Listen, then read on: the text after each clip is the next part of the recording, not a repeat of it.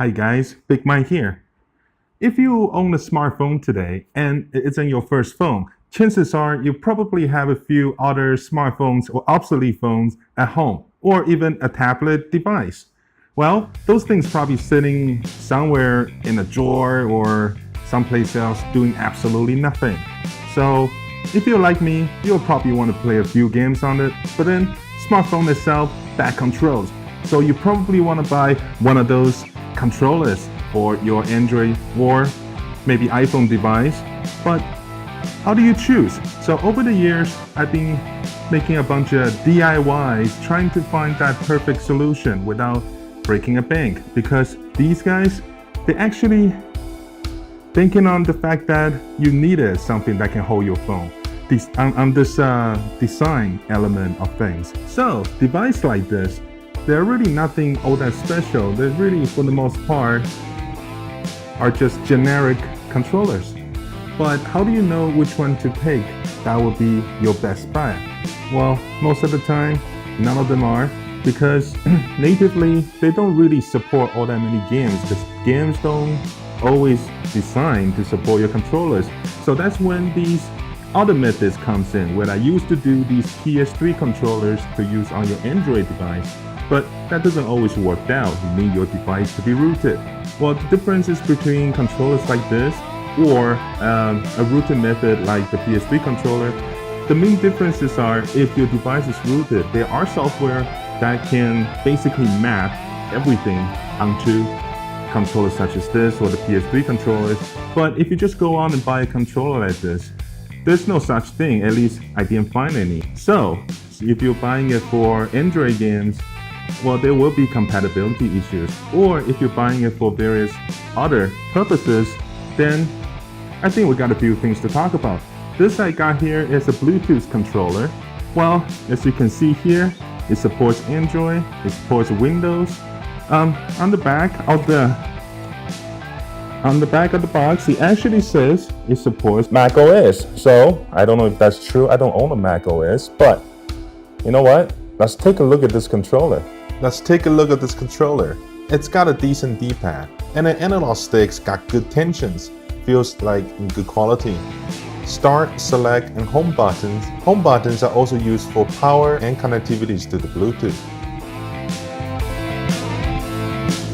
Right side of the controller's got the play, pause, and stop buttons, also volume button, and of course the 4 face buttons, and then the right analog stick. It has the left and right shoulder buttons. These feels okay, reminds me of the Logitech DualShock controller. Unfortunately, L2 and R2 buttons are not triggers. They are non-pressure sensitive buttons. The base of the controller's got a rubber non-slip pad on it. It helps to hold the smartphones in place, and then the hook to rest a larger smart devices in.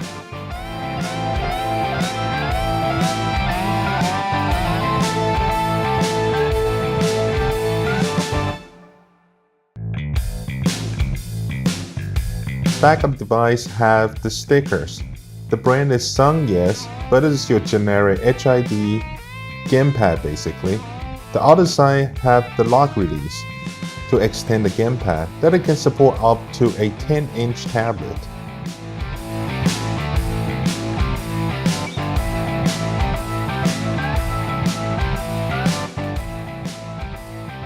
So I bought this particular one for this ability to expand.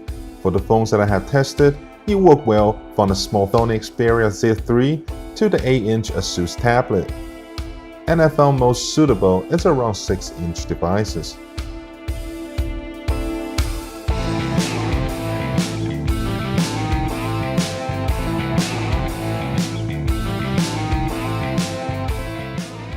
The gamepad does work with the Android games natively, however, it only works with very few selected titles. I cannot easily find a suitable software to assign the keys without rooting. Therefore, I think this controller is actually better suited if it is used for emulator purposes. This gamepad is the generic HID gamepad. On PC, it recognizes such.